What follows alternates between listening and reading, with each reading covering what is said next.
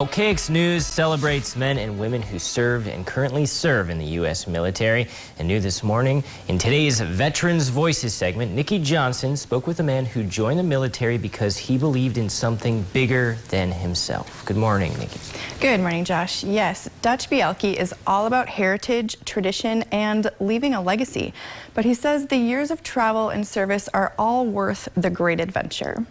We have lived the life of a gypsy. It was always on the move, and as a result, we've lived an exceedingly adventurous life. Dutch comes from a long line of military men. His grandfather and father served before him, and even his father-in-law served. The ability and responsibility that I have to follow in their footsteps makes me unspeakably proud. Dutch told me when he started ROTC when he was 18, he planned on serving a short time. But that short time turned into over 29 years of honorable service in both the North Dakota National Guard and the U.S. Air Force. It's living a life that you know that you're contributing to something larger than yourself.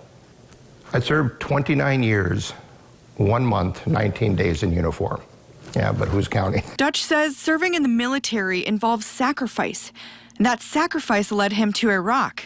His office was in Saddam Hussein's palace bedroom, where he managed operations in matters of international law and the International Red Cross. What he didn't expect was the pests that came along with the palace. I would ask people to send me care packages, and they would want, well, do you want cookies? You want this? You want that? I said, yeah, can you send me some rat poison?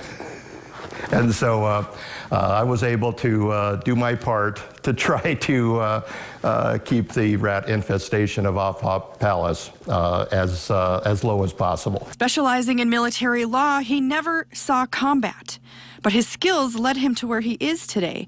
After years of traveling to places like Iraq, Germany, and Australia, he and his wife Katie bought their first house when he retired from the military at age 55, settling down in the Bismarck-Mandan area. I was never a hero, but I had the distinct honor and privilege of serving along many, many heroes. And serving alongside those heroes makes me distinctly privileged and honored to know I knew such honorable men and women. And now his daughter Jesselyn Kate Bryant and her husband are both actively serving in the Air Force, keeping the family military tradition going. Dutch told me the future couldn't be brighter, and he's happy to know that our country is in great hands with his daughter and her husband. And Josh, Dutch told me he's still friends with many of the men and women that he served with, and he and his wife even travel on vacation with some of them, keeping that sense of adventure alive.